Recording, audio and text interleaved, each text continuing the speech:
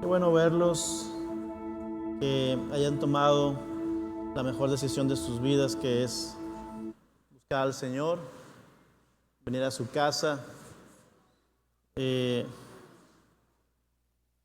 bueno, hoy vamos a empezar una serie de mensajes que he titulado El beneficio de la duda. Así le he titulado Beneficio de la duda, porque ¿quién no ha dudado alguna vez en su vida, no? ¿Quién ha tenido dudas alguna vez en su corazón? O ¿quién no ha tenido de repente incertidumbre en su vida? Entonces quiero empezar este mensaje, pero antes vamos a tener un tiempo de oración. Y yo sé que todos tenemos necesidades. Así que para empezar este mensaje, ahí en su lugar, incline su rostro y vamos a decirle: Señor, gracias por tu voluntad, es buena para nosotros, por tu cuidado, gracias por tu provisión, porque siempre estás a nuestro lado, porque todo lo que tenemos es tuyo, tú nos lo has dado. Gracias porque tenemos confianza en que en ti vamos a estar bien y una esperanza futura, Señor, de verte algún día. Bendice este mensaje, que sea una bendición para nosotros, en el nombre de Jesús. Amén. Entonces les decía, quiero compartir con ustedes una serie de mensajes que se llama El beneficio de la duda. Y el día de hoy vamos a ver el primer mensaje, que es Dirigiendo tus dudas. Y quiero comenzar con uno de los versículos más sorprendentes acerca de la historia de la resurrección de Cristo. Honestamente vamos a leer un detalle que nunca había notado. Esta semana, al estar preparando el mensaje, me di cuenta de este detalle que está ahí. Le voy a dar un poquito de contexto.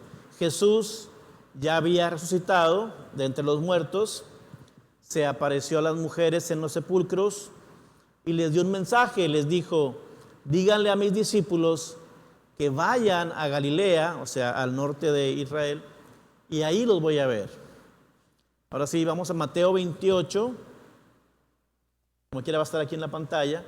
Mateo 28, versículos 16 y 17, dice así: entonces los 11 discípulos salieron hacia Galilea y se dirigieron al monte que Jesús les había indicado. Cuando vieron a Jesús, lo adoraron, pero algunos de ellos dudaban. ¿De quién está hablando? De los 11 discípulos.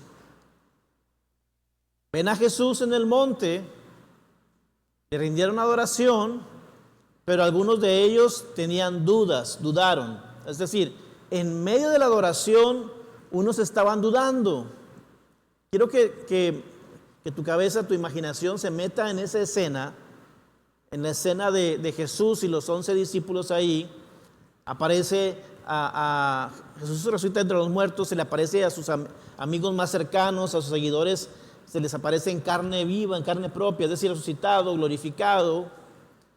Y los 11 discípulos no eran personas desconocidas, los 11 discípulos no eran escépticos, eran sus propios seguidores. Y aún así, algunos de ellos, dice el Evangelio de Mateo, dudaban, tenían dudas. Y quiero hacer una pregunta atrevida en esta hora. Quiero preguntarte en esta hora, a ti que estás aquí o que nos ves en internet: ¿qué pasaría si Dios no es real? ¿Qué pasaría si Dios no es real? ¿Alguna vez has lidiado con ese pensamiento?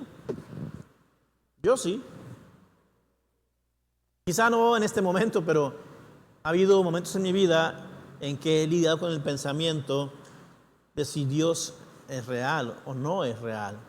Hace algunos años atrás pasé por una prueba muy difícil y lo que yo tenía temor de perder, de quedarme solo, sucedió. Perdí mis amigos, perdí mis recursos, mi familia no me entendía. Todo eso me pasó en un lapso de menos de un año, en 8 meses. En aquel momento yo dudé de la existencia de Dios, porque yo pensaba, Dios, ¿no me escuchas? Si no me escuchas, quizá no eres real. Yo sé que soy un pecador, le decía yo a Dios, pero hice algo para que no me oigas. Y les confieso que nunca he luchado tanto con la duda como en esa temporada de mi vida. Pero he descubierto algo poderoso con las dudas. Es lo que quiero transmitirles en esta serie de mensajes que vamos a tener durante varias semanas. Y es que la duda no decepciona a Dios. La duda no define tu vida, no define tu persona y no decepciona a Dios. En esta serie vamos a abordar algunas preguntas difíciles, dudas reales que tenemos los creyentes, tanto como los escépticos. Esta es una serie donde vamos a ayudar a los creyentes a pensar y a los pensantes a creer. Una serie donde vamos a abordar preguntas como ¿dónde está Dios cuando más lo necesito? ¿Por qué si Dios es bueno permite cosas malas? ¿Acaso Dios es real o no es real? ¿Puedo confiar en su palabra? ¿Puedo confiar en la Biblia? Preguntas como esas vamos a estar hablando y más. Y la verdad es que vamos a salir de aquí con muchas respuestas. Pero también debo ser sincero, no puedo prometer responder todas las preguntas, ni tampoco puedo satisfacer cada interrogante, ni eliminar todas las dudas. La verdad es que de este lado del cielo, o sea, acá abajo en la tierra, nunca tendremos todas las respuestas. Nadie tendrá todas las respuestas. Pero hay algo que sí te puedo prometer con toda certeza, y es esto. La duda no es un callejón sin salida. La duda no significa que estés negando tu fe. Por el contrario, si manejamos bien la duda puede convertirse en el mismo camino hacia una fe más profunda, más fuerte, más enriquecida de lo que jamás tú imaginaste. Y de ahí viene el título de este mensaje o de esta serie de mensajes, el beneficio de la duda. Vamos a ir encontrando muchos beneficios de la duda, porque a menudo vemos a la duda como un enemigo de la fe, pero en realidad la duda es una invitación a acercarnos en lugar de alejarnos de Dios.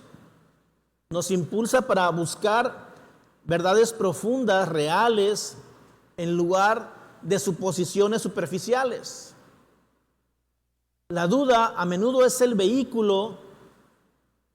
Nuestros cuestionamientos son a veces el vehículo que Dios usa para revelarnos su persona, su carácter, de una forma más íntima que nunca antes. Y este primer mensaje sirve como introducción y aborda el tema de nuestro enfoque. Trata de cómo manejar nuestras dudas y qué hacer con ellas. El secreto está para extraer el beneficio de la duda, consiste en esto. Es cómo diriges tus dudas. Está bien que dudes, pero ¿cómo las diriges?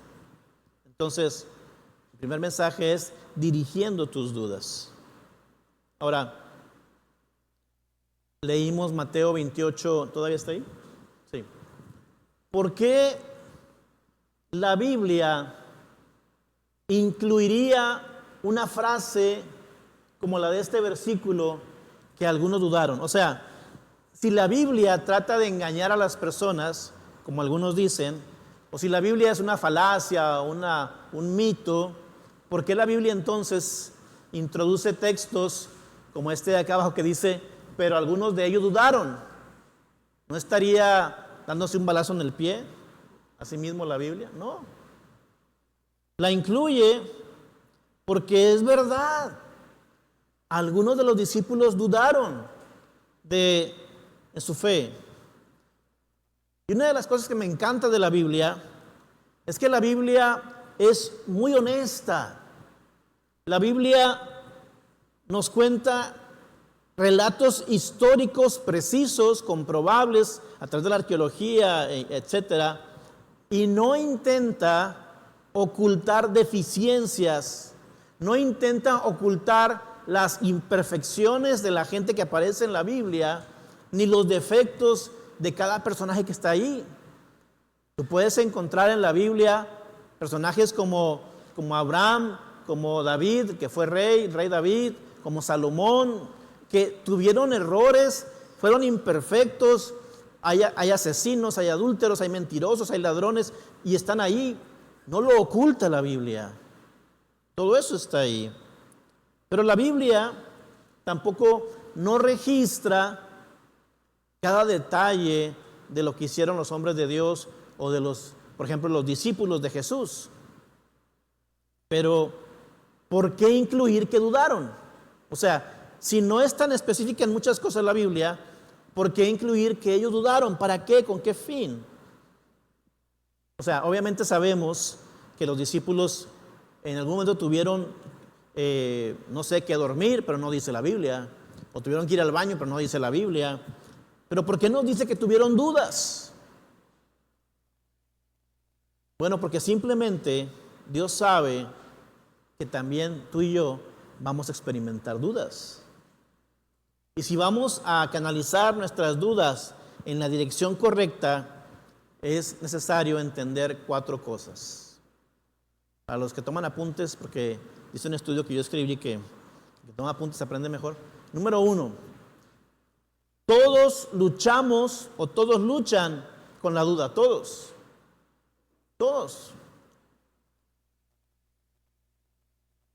La duda no te hace un mal cristiano. La duda te hace humano simplemente. Todos los seres humanos dudamos. Todo el mundo, independientemente del nivel de su fe, sea débil, sea fuerte o inexistente, todos luchan con la duda. Y esto es verdad. No solo en cuestiones espirituales, sino en la vida en general.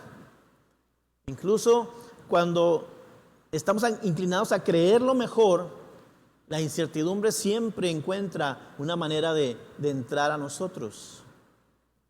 Por ejemplo, yo tengo la confianza y tengo la seguridad de que voy a vivir una vida larga y plena para cuidar de mi esposa, de mi familia, sustentarlos hasta donde yo pueda. Pero hace 5 años compré un seguro de vida. ¿Para qué lo compraría si tengo una confianza de que voy a vivir muchos años? Cuando voy a viajar en avión, tengo la certeza de que voy a llegar a mi destino y que voy a regresar con mi familia. Tengo la certeza de que el avión va a despegar bien y va a aterrizar bien. Pero antes de irme me despido de mi familia y les digo dónde están los documentos del seguro por si las dudas. ¿Por qué? Porque hay dudas, obviamente. Si luchamos con incertidumbre en las cosas cotidianas, ¿cuánto más cuando se trata de la fe? Cuando se trata de un Dios que no podemos ver físicamente. Claro que hay dudas. No es de sorprenderse que la duda es un tema importante en la Biblia. De hecho, si hablamos del Antiguo Testamento, casi todo el Antiguo Testamento se trata de un pueblo, el pueblo escogido de Dios, el pueblo de Israel, a través de su lucha con las dudas. Israel dudaba mucho.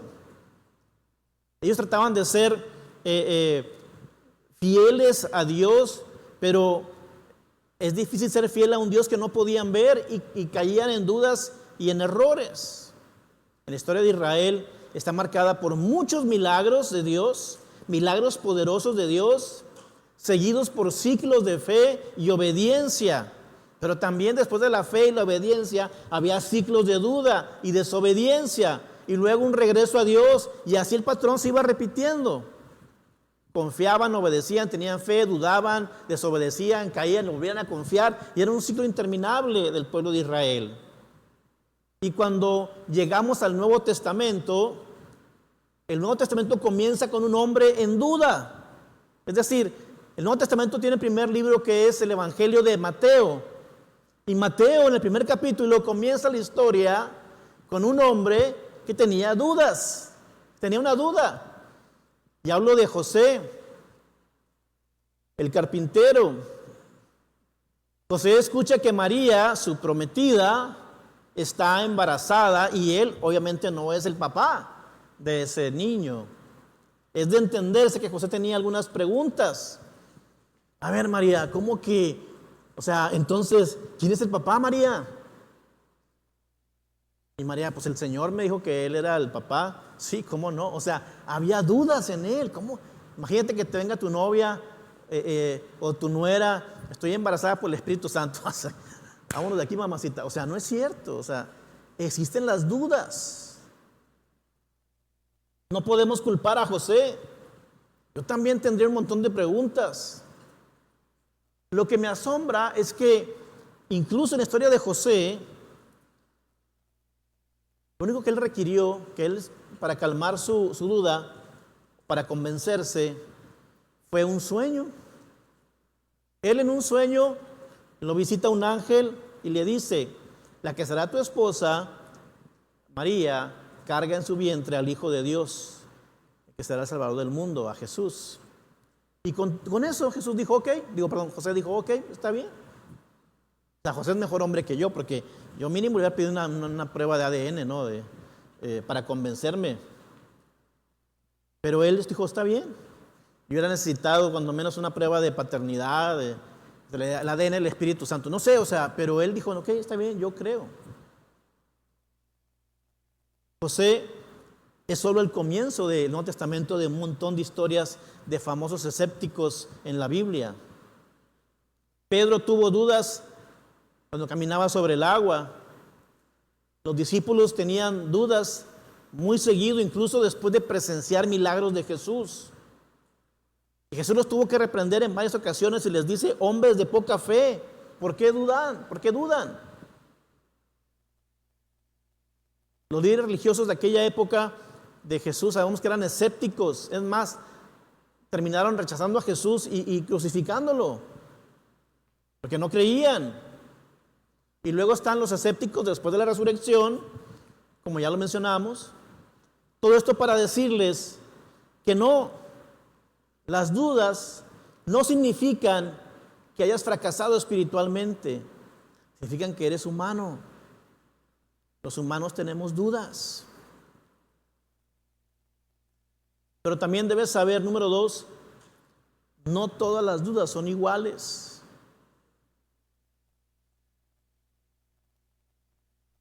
Consideremos a 2 personas que hicieron la misma pregunta en el Nuevo Testamento. 2 personas.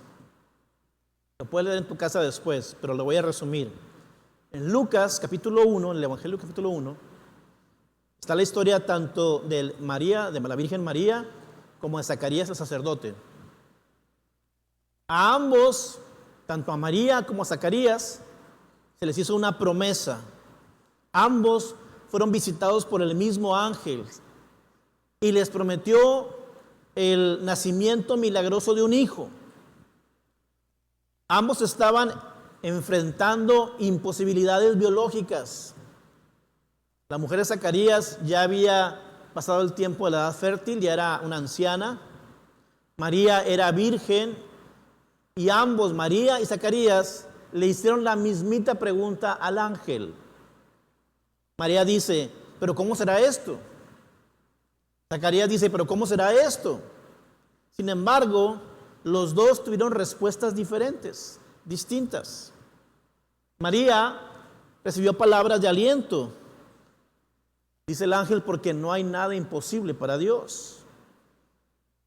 Zacarías recibió una respuesta difícil que le dice el ángel: como no creíste, fuiste incrédulo, te quedarás mudo, no podrás hablar hasta el día que nazca tu hijo. La pregunta es, ¿por qué? O sea, ¿por qué María tuvo una palabra de aliento y Zacarías una reprensión? O sea, es el mismo escenario, la misma pregunta, ella es motivada, él es silenciado. ¿Por qué dos casos similares tienen una respuesta diferente? Te voy a decir por qué. Porque cuando tú tienes preguntas, Dios no solo escucha tus preguntas, Él escucha tu corazón. ¿Qué hay en tu corazón detrás de esa pregunta? Dios escucha el corazón detrás de las preguntas. Porque dice Hebreos 4:13, no hay nada en toda la creación que esté oculto a Dios. Todo está desnudo y expuesto ante sus ojos, y es a Él a quien rendimos cuentas. Es decir, todo está a la vista de Dios. O sea, todo está expuesto, incluidos tus pensamientos. Dios sabe qué estás pensando en este momento. Tus motivaciones, tus intenciones. Dios sabe si estamos buscando sinceramente o resistiendo tercamente su presencia. Cuando nosotros presentamos nuestras dudas a Dios, Él conoce con qué corazón lo estamos haciendo. Cuando surge la duda, es importante tener un corazón humilde en lugar de un corazón endurecido. Santiago capítulo 4, versículo 6 dice, Dios se opone a los orgullosos, pero da gracia a los humildes. Es decir, la postura de tu corazón marca toda la diferencia en cómo es que Dios va a abordar tus interrogantes, cómo es que Dios va a tratar tus dudas. Te lo digo de esta manera, lo puedes leer en la pantalla. Una cosa es cuestionar a Dios pidiendo información, otra cosa es cuestionar a Dios expresando incredulidad. O sea, hay una diferencia entre duda e incredulidad. Cuando tú dudas, tú estás diciendo, no puedo creerlo, pero me gustaría creerlo, estoy dispuesto a creerlo, pero necesito más información para superar algunos de los obstáculos que tengo. Esa es la duda, ¿está bien? La incredulidad, sin embargo, dice, no voy a creerlo, aunque me presentes cualquier evidencia, pase lo que pase, argumente lo que argumentes, no lo voy a creer. Es decir, la incredulidad elige la resistencia en lugar de la revelación. Por eso dos respuestas muy distintas en María y Zacarías. Porque María tenía dudas, pero Zacarías era un incrédulo. Te lo ilustro de esta manera. Piensa en la diferencia entre estos dos pájaros, el colibrí y el buitre. El colibrí todos los días sale para buscar néctar, polen, algo dulce, y lo encuentra y se sacia y vive todos los días. El buitre sale todos los días para buscar algo muerto, y lo busca, lo encuentra y se lo come, algo que ya está muerto. De la misma manera, tú vas a encontrar lo que buscas. Si estás buscando maneras, oportunidades, formas para que Dios trabaje en tu vida, para que Dios se te revele, para que te dé certeza de su presencia, para ver su presencia, vas a ver a Dios obrando en tu vida, es decir, lo vas a encontrar. Pero si te mantienes firme en tu negatividad y si te mantienes terco en la incredulidad, eso es lo que vas a encontrar, incredulidad. Por eso tu corazón es muy importante. ¿Con qué intención estás aquí? ¿O qué intención vives tu vida? ¿Con qué intención te relacionas con tus padres, con tus hermanos, con tus amigos, tu trabajo? ¿Qué hay en tu corazón? ¿Con qué intención buscas o no buscas a Dios? Me lleva al tercer punto. No permitas que tus dudas te guíen. No permitas que tus dudas te guíen. No niegues tus dudas, pero tampoco las sigas. La clave es no dejar que tus dudas guíen tu camino, sino aprender a guiar tus dudas, porque cuando le das a tu duda el asiento del conductor de tu vida, te va a matar, va a romper tu impulso, te vas a encontrar atrapado en el miedo, paralizado. Fíjate, si solo actúas cuando estás 100% seguro de algo, caerás en lo que los expertos llaman parálisis de análisis. Y así somos los seres humanos. Siempre queremos tener toda la información necesaria antes de actuar en cualquier tema. Yo pienso en Noé en la Biblia, por ejemplo. Dios le dice, constrúyeme un arca porque viene un diluvio. ¿Y sabes qué es lo más sorprendente? Que hasta ese momento en la tierra nunca había llovido. Nunca había llovido. Entonces era difícil que Noé describiera a su familia primero, a su mujer, a sus hijos y luego a su comunidad, describiera la lluvia porque nunca había llovido. Y la gente se burlaba de él. ¿Cómo que va a llover? O sea, para empezar, no tener una palabra para eso. Entonces, la gente pensaba, ¿qué es eso? Decía la gente, no lo entendía. Y se burlaban de Noé y decía, voy a construir un arca porque va a llover mucho, y se burlaban de él. Y Noé tuvo mucho tiempo para hacerle caso a sus dudas, para hacer caso a los que se burlaban de él. Pero te das cuenta que Noé recibió la revelación que necesitaba. Recibió el mensaje no antes de la obediencia, sino después de la obediencia. Él comenzó a obedecer. O sea, la comprensión puede esperar, pero la obediencia no puede esperar, mis queridos hermanos. Entonces, no puedes dejar que tus dudas te guíen. Yo los puedo ejemplificar de manera personal en mi experiencia. Si yo hubiera dejado que la duda me guiara, no estuviera casado, no sería pastor, no estaría aquí en la iglesia del reino, ciertamente nunca hubiera plantado esta iglesia. Y cada una de estas decisiones ha sido una experiencia muy grande del amor y la bendición de Dios en mi vida, y no me arrepiento ni de haberme casado, ni de haber tenido hijos, ni de haber sido pastor, porque ya tengo 28 años de pastor, ni de plantar esta iglesia. Pero también cada una de esas experiencias tuvo grandes dudas en mi mente.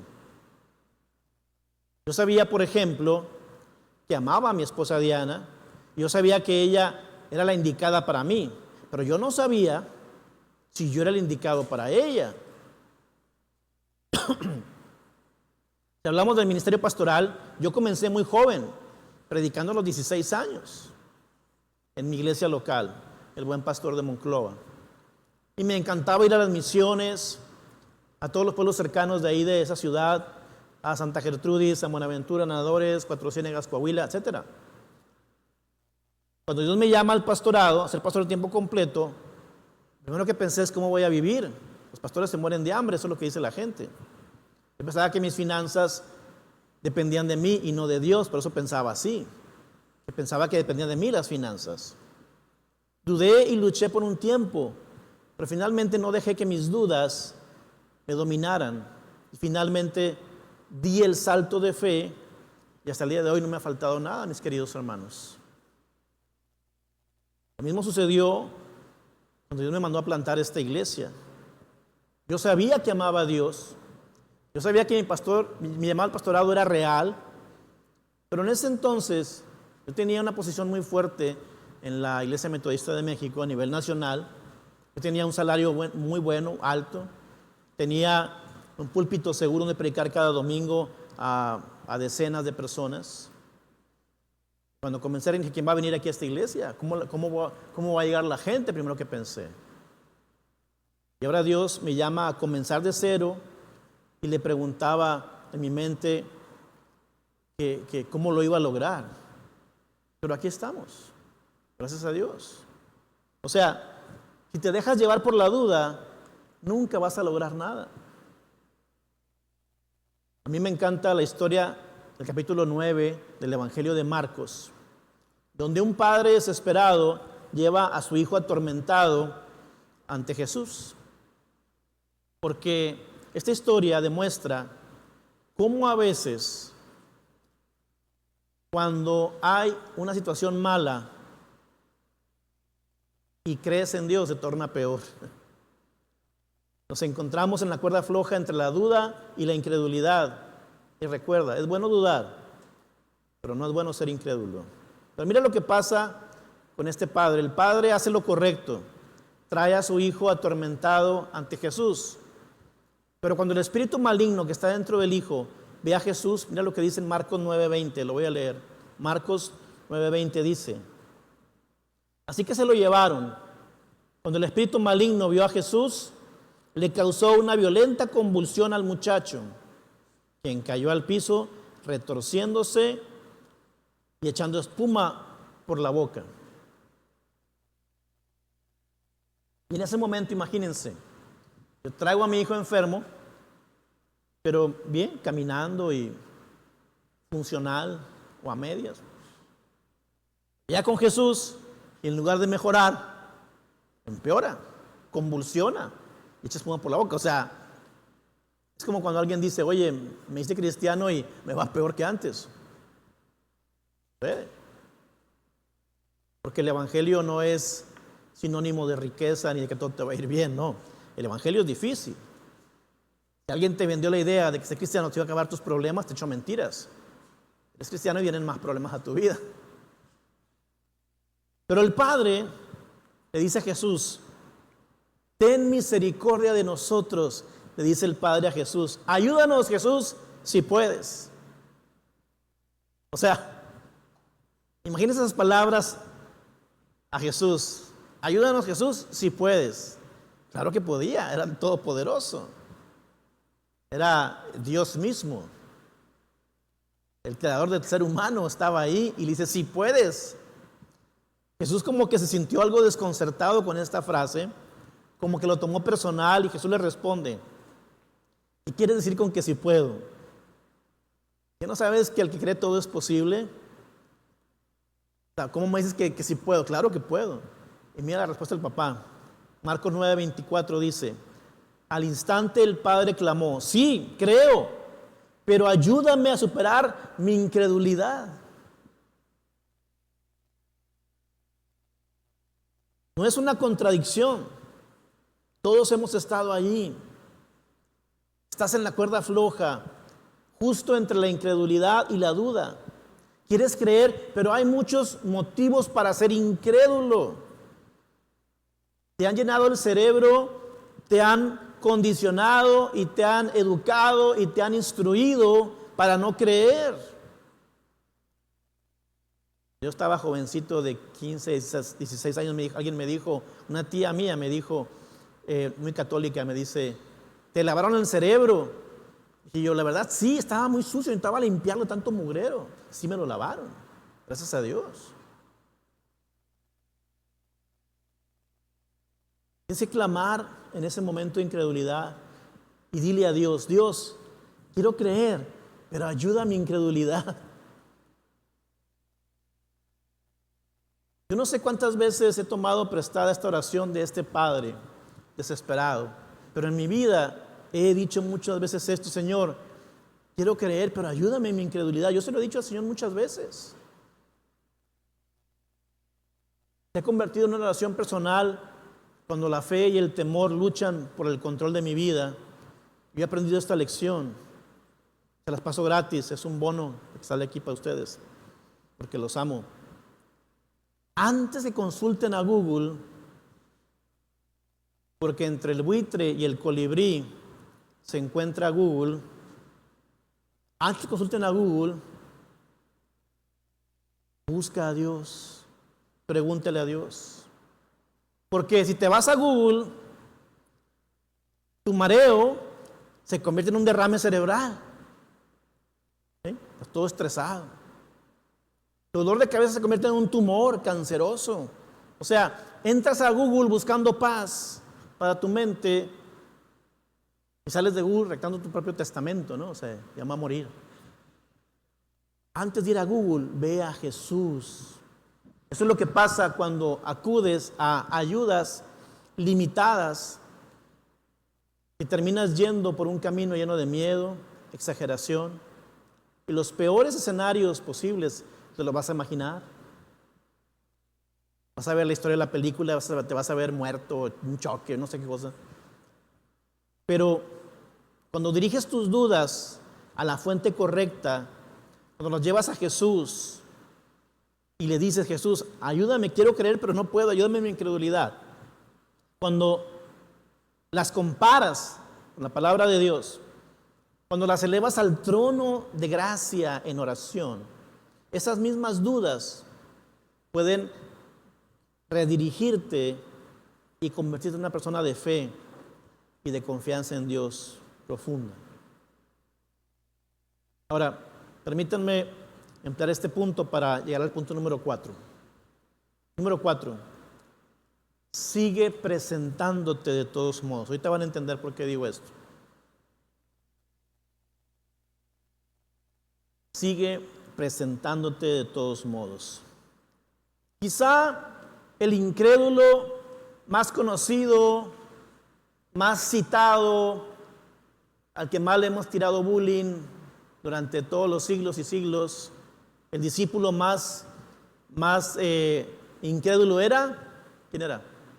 Tomás. ¿Ya saben lo que estoy hablando? Tomás el incrédulo.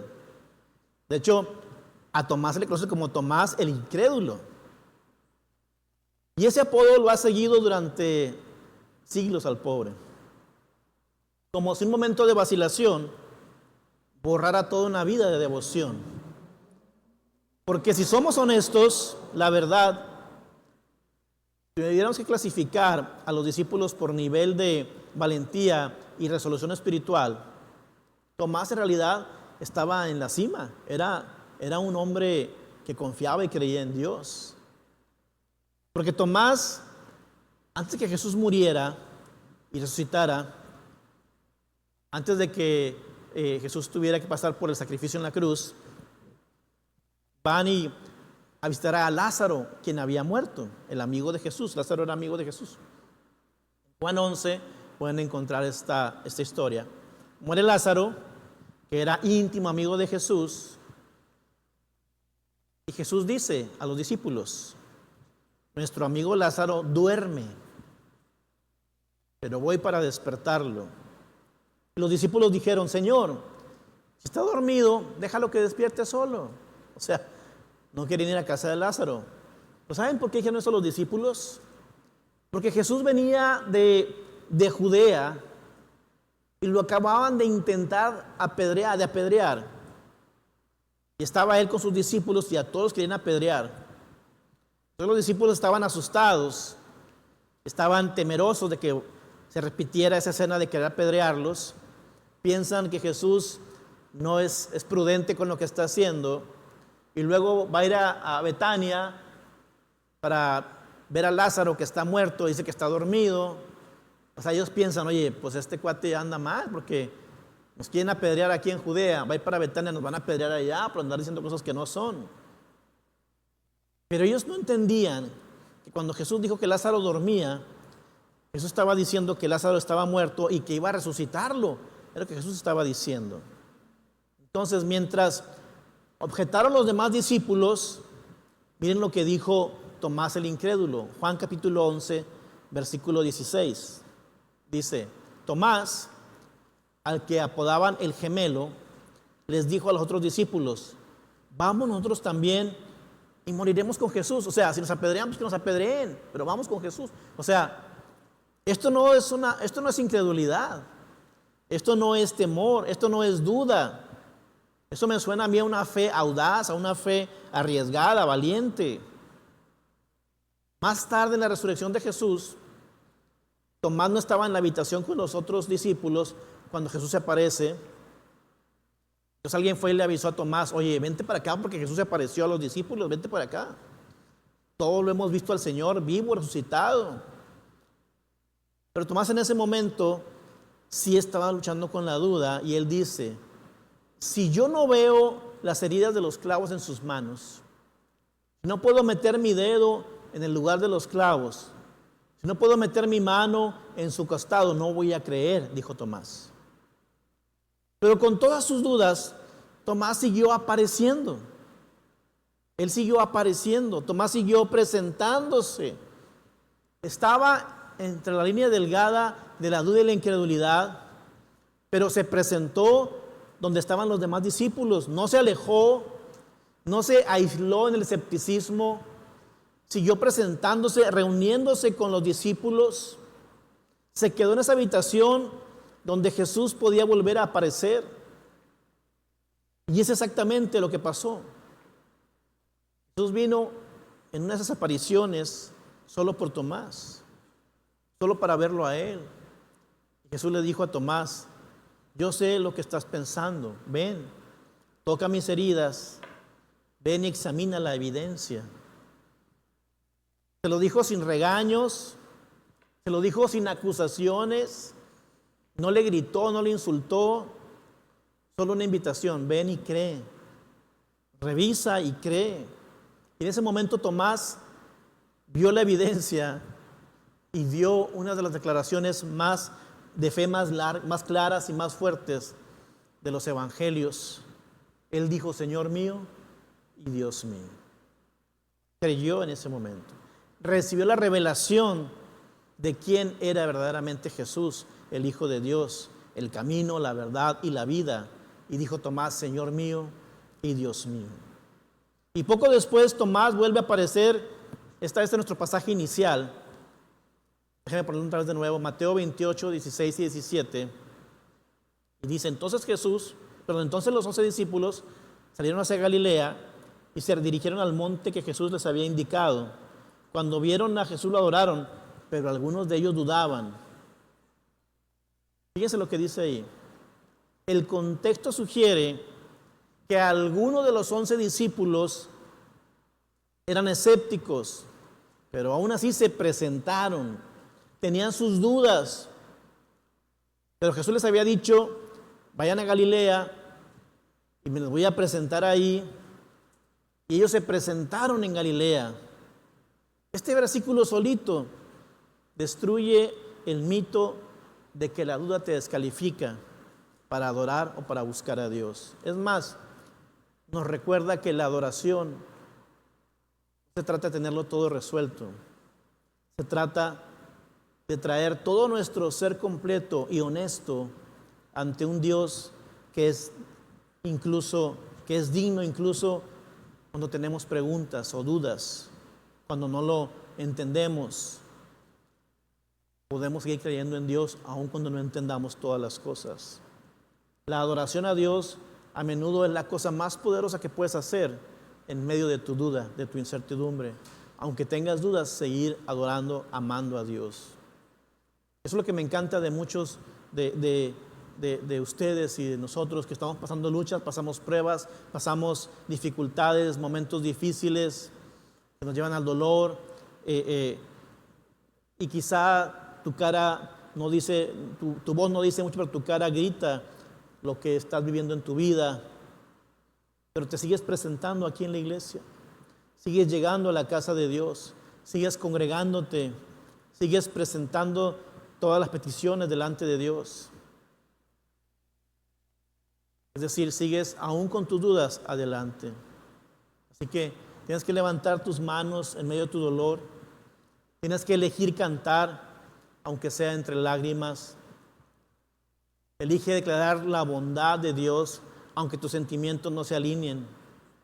Debes decidir sentarte durante el sermón con la esperanza de que Dios te hable y te diga algo. Y eso es lo que he aprendido. Si sigues presentándote, eventualmente Jesús se te va a presentar a ti, como lo hizo con Tomás, y lo va a hacer contigo. Y cuando Jesús se aparece, cuando Dios se revela, te va a presentar las pruebas que necesitas. Saldrás con evidencias abundantes, con una fe más fuerte. Si sigues presentándote aquí y diriges tus dudas al lugar correcto, Dios te va a dar o te va a enseñar lo que tú necesitas para que jamás vuelvas a dudar de su presencia. Yo creo honestamente que nadie puede comprobar la existencia de Dios físicamente. Lo único que podemos hacer es experimentar a Dios de manera personal. Y cuando uno experimenta a Dios, tiene todas las herramientas que necesita. Porque una persona con una experiencia jamás estará a merced de una persona con una opinión. Gente que puede opinar mucho, pero tu experiencia dice más. Lo que Dios hace con los escépticos en nuestro pasaje inicial, no los reprendió, no separó a los escépticos de los de fe firme, no expresó decepción, ni siquiera, escúchame bien, ni siquiera aclaró sus dudas en el momento. Dios no destituyó a los escépticos, Dios no reprobó a los escépticos. Jesús no los regañó en ese momento. ¿Quieres ver qué hizo Jesús con los escépticos? Mira lo que dice Mateo 28 en adelante, 17. Cuando vieron a Jesús lo adoraron, pero algunos de ellos dudaban. Jesús se acercó y dijo a sus discípulos: se me ha dado toda autoridad en el cielo y en la tierra. Por tanto, vayan y hagan discípulos de todas las naciones. O sea, los comisionó. ¿Te das cuenta? Sabía que había escépticos ahí, pero les dio una comisión. ¿A quiénes? A los que dudaban. Les confió llevar el mensaje del evangelio a todo el mundo. No porque tenían una fe perfecta, no, sino porque aunque tenían dudas, adoraban a Dios. En esta serie de mensajes vamos a responder algunas preguntas, pero no es necesario esperar todas las respuestas. Hoy mismo tú puedes dirigir tus dudas a Jesús y adorarlo de todas formas, presentarte aquí de todas formas. ¿Por qué? Porque te das cuenta que tus dudas no son un muro, sino una puerta a una fe más profunda. Y la fe no es ausencia de dudas, es presentarte con todo y tus dudas ante el Dios Todopoderoso y decirle: Señor, ayuda mi incredulidad. Creo, pero ayuda mi incredulidad. No he sabido hasta el día de hoy de alguien que nunca haya tenido dudas. Todos podemos dudar, pero sigue presentándote ante Dios. Y en su momento, Él se va a revelar a ti. Termino con esto. Hace algunos años viajaba a la Ciudad de México. A mí no me gusta mucho subirme a los aviones. Lo hago por necesidad. Tengo que viajar. Ya lo he contado aquí esta historia. Yo trato de llevarme un libro para distraerme leyendo y no pensar en el avión. Y llevaba un libro que se llama El Sermón del Monte de John Stott. Y a un lado mío sienta un hombre ya mayor, anciano, y me dice: ¿tú crees en eso? Le digo: ¿en qué? Yo estaba concentrado en la lectura. ¿En esto? ¿Crees en eso? Y yo: pues ¿en qué? Y vi el libro, le digo: pues es un libro, ¿verdad? Tóquelo, es real. No, sí, pero ¿crees en que Dios existe? Le digo: sí, creo en Dios. Pero ¿cómo crees en un Dios que manda gente al infierno, que permite violaciones, guerras, hambres, pestes? ¿Y cómo crees en un...? Yo no creo en ese Dios. Yo creo en un Dios que me ama, que tiene un plan para mi vida y para todos los demás. Y empezamos a discutir. El viaje dura 1 hora 20 minutos, cuando mucho. Y él era muy terco, un señor anciano terco. Él se decía que era ateo y comunista, decía él. Me dio el mero mole, ¿verdad? Entonces, ya casi a la Ciudad de México, le digo: mire, Vamos a suponer que lo que yo digo es una mentira. Vamos a suponer que Dios no es real, que Dios no existe y que todo esto de la religión, como dijo Karl Marx, es el opio del pueblo, que sea, que no es real. ¿Qué pierdo yo? No pierdo nada. Al contrario, con tal de agradar a un Dios que según usted no existe, mi vida es una vida más honesta, de más beneficio a la sociedad, que propone y hace cosas mejores. Pero no perdería nada. En cambio, si Dios sí existe y usted está equivocado y Dios sí es verdad y la Biblia es su palabra, ¿qué pierde usted? Usted pierde todo. Usted no va a estar en la presencia de Dios. Usted va a sufrir consecuencias de no haber creído. Así que, por conveniencia, le conviene creer, aunque tenga dudas. Mi amado hermano, Dios no te juzga si tienes dudas. Es más, Dios no te descalifica si tienes dudas. Pero sigue presentándote delante de Dios y dile: quiero creer, pero ayuda a mi incredulidad. Y Él te va a responder. Y así como Tomás te va a decir: aquí estoy, toca mis heridas, mírame que aquí estoy.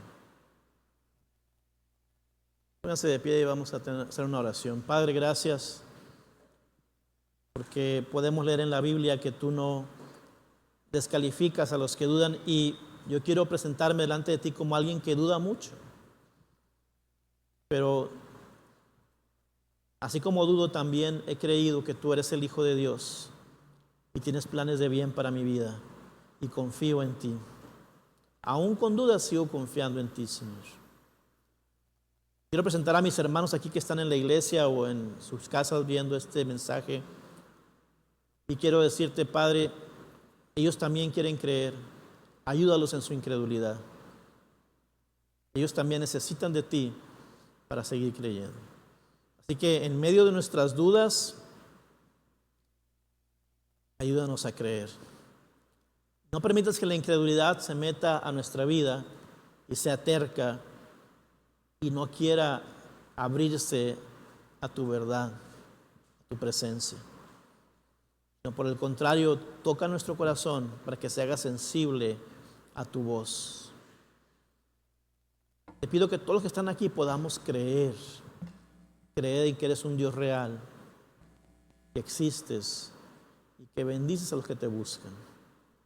Gracias, Señor, que en ti podemos estar seguros que no somos descalificados. Tienes paciencia para con nosotros. Te damos toda la honra y toda la gloria. En el nombre de Jesús. Amén.